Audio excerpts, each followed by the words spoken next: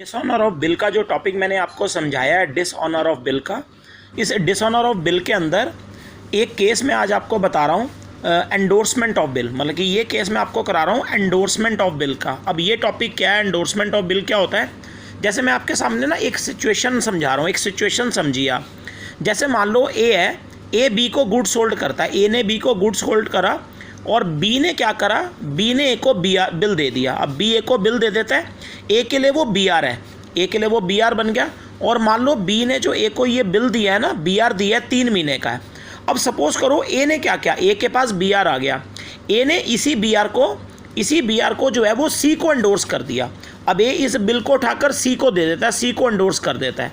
तो अब आप मुझे बताइए, ए ने बिल सी को दे दिया, एंडोर्स कर दिया, तो अब जब मैच्योरिटी आएगी, जब मैच्योरिटी का दिन आएगा, वो कब आएगा? जैसे 3 महीने का बिल था, ये बी आर 3 महीने का था, तो आफ्टर 3 महीने बाद, 3 महीनों के बाद अब जब मैच्योरिटी का दिन आएगा, तो मैच्योरिटी के दिन आप मुझे बताइए, ये जो बी आर है वो तो सी के पास है ना, क्योंकि ए ने तो सी को दे दिया था, तो मैच्योरिटी पर अब सी के पास है। तो मान लो हुआ क्या कि सी गया बी के पास, सी जो है वो बी के पास गया और बी ने क्या करा, इस बिल को जो है वो डिसऑनर कर दिया। बिल डिसऑनर ही तो कर दिया, मतलब कि बी ने पेमेंट देने से मना कर दिया, बी ने पेमेंट नहीं दी, बी ने बिल को डिसऑनर कर दिया। लेकिन बी के पास ये बिल लेकर गया कौन? सी। अब सी बी के पास गया और बी ने बिल डिसऑनर कर दिया, तो इसका मतलब सी को तो पेमेंट मिली नहीं, सी तो फंस गया। सी बी के पास गया और बी ने पेमेंट दी नहीं, बी ने बिल को डिसऑनर कर दिया। तो अब ऐसे में देखो सी क्या करता है, ये जो सी है, सी को पेमेंट नहीं मिली, किससे? बी से। तो ऐसे में सी पता है क्या करेगा? सी बेटा जी बी को कुछ नहीं कहेगा, सी जो है वो बी को कुछ नहीं कहेगा। सी बेटा जी ऐसे में ए के पास जाता है, ए यानी कि यही है जिस ए ने सी को दिया था, ए ने ही पहले सी को दिया था ना, तो सी जो है ऐसे में ए के पास ही जाएगा, जो ए पार्टी है, मेन पार्टी है, जो जिसने सी को एंडोर्स किया था वही पार्टी। तो सी जो है वो ए के पास जाएगा। और बेटा जी अब देखो यहाँ पर ए का रोल समझो, मेन रोल यहाँ पर ए का है। ए का यहाँ पर क्या रोल बनता है? जैसे सी ए के पास जाएगा, सी पैसा अपना किससे मांग रहा है? सी अपने पैसे ए से मांगेगा। और हाँ, ए जो पार्टी है ना, ए बेटा जी बी को जाकर क्लेम करेगा। ए बी को बोलेगा कि यार बी तूने क्यों नहीं पेमेंट दी, तूने क्यों बिल को डिसऑनर करा? तो ए बी को पकड़ेगा। तो कहानी कुछ ऐसी है, सी ए को बोलेगा और ए जाकर बी को बोलेगा। तो मैं अगर आपको ए का रोल समझाऊं, अगर अब यहाँ पर बताओ ए का रोल क्या है? ए क्या कर रहा है? ए एक तो बी को अपना डेटर बना रहा है, मतलब कि अगर बीच वाले ए का रोल हम समझे तो ए बी को डेटर बनाएगा, ए बी को बोलेगा पैसे निकाल। और ए ने आगे किसको भरने हैं? ए सी को भरेगा, क्योंकि सी किससे मांग रहा है? सी ए से मांग रहा है। तो ए की जिम्मेदारी सी के लिए क्या है? ए जो है वो सी को अपना क्रेडिटर बना लेगा, क्योंकि ए ने सी का पैसा देना है और ए ने बी से लेना है। तो ए बी को डेटर बनाएगा और ए सी को अपना क्रेडिटर बना लेगा, भाई सी तू मेरा क्रेडिटर है। और एक बात और मैं यहाँ पर आपको क्लियर कर दूँ कि एक बात ध्यान रखनेगा कि जब मैच्योरिटी डेट आई थी तो बिल किसके पास था? सी के पास था ना, और बी ने बिल को डिसऑनर कर दिया।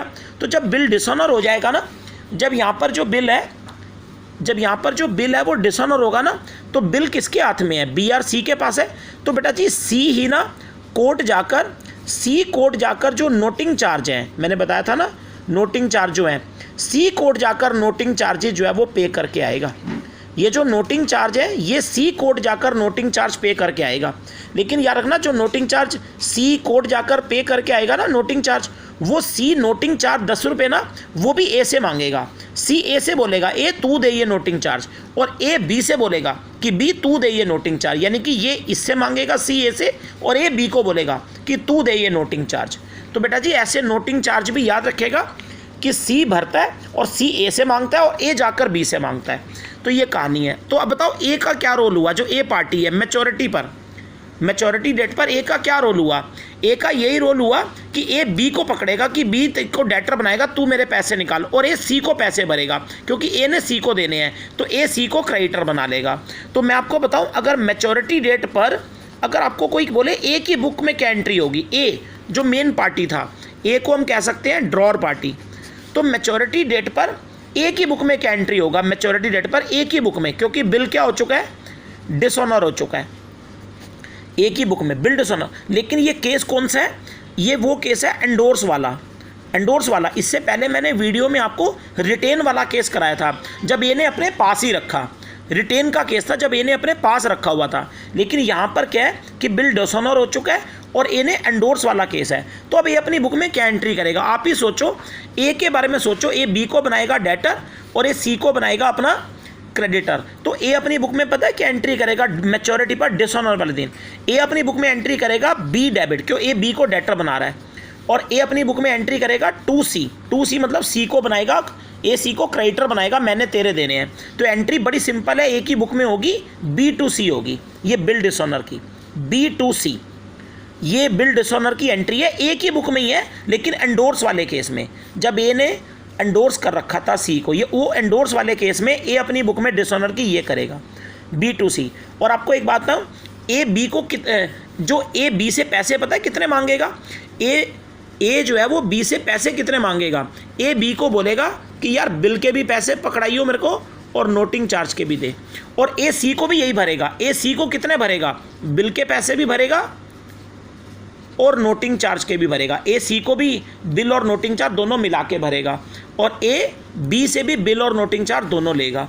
तो याद रखना एंट्री ये बनेगी, लेकिन अमाउंट पता है कितना आएगा।